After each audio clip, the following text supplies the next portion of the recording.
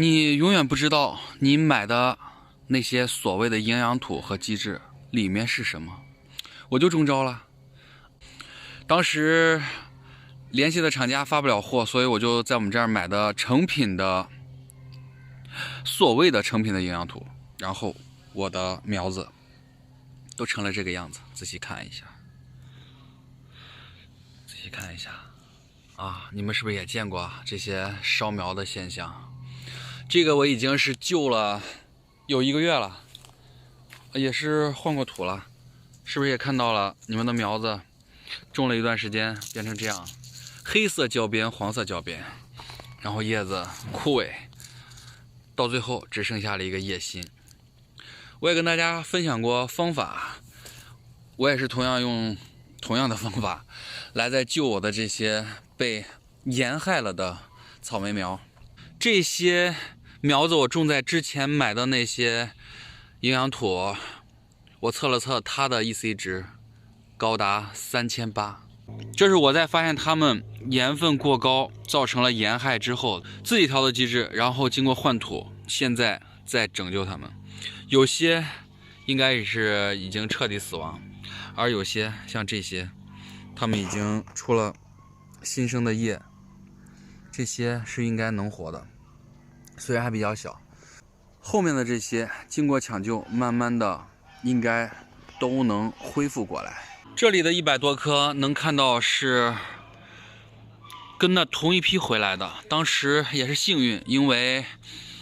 那个时候就算买的成品机制刚过完年也不多了，所以我就放在血盘里面等了等，我自己配的机制到了，这就是我自己配的机制，没有任何的问题，长势良好，发育也比较好，甚至他们之前的果子我也能留下来作为对版。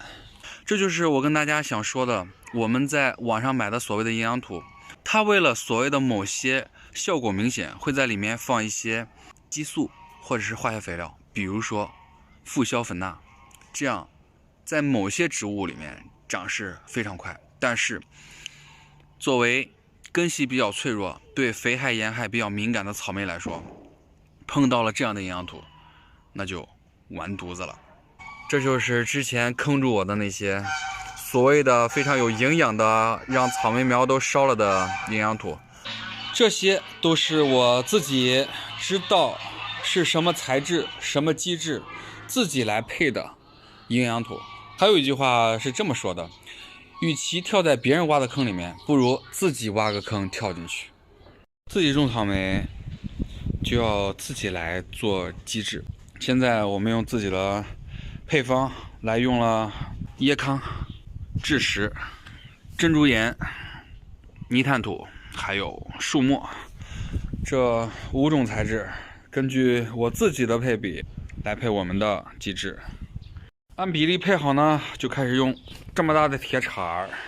这一堆和好能装满大概200盆1加仑的盆子。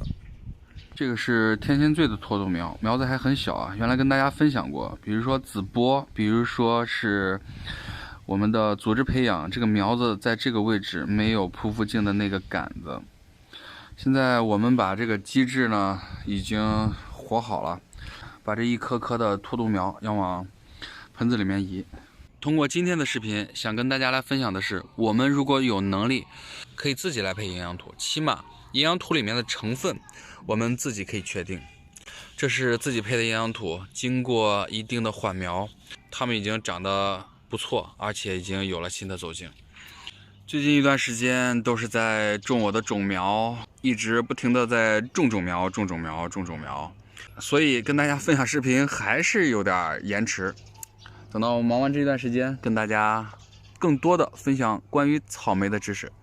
如果你喜欢草莓，如果你喜欢种草莓，请关注跟草莓死磕到底的手艺人飞宇。今天的视频就到这里。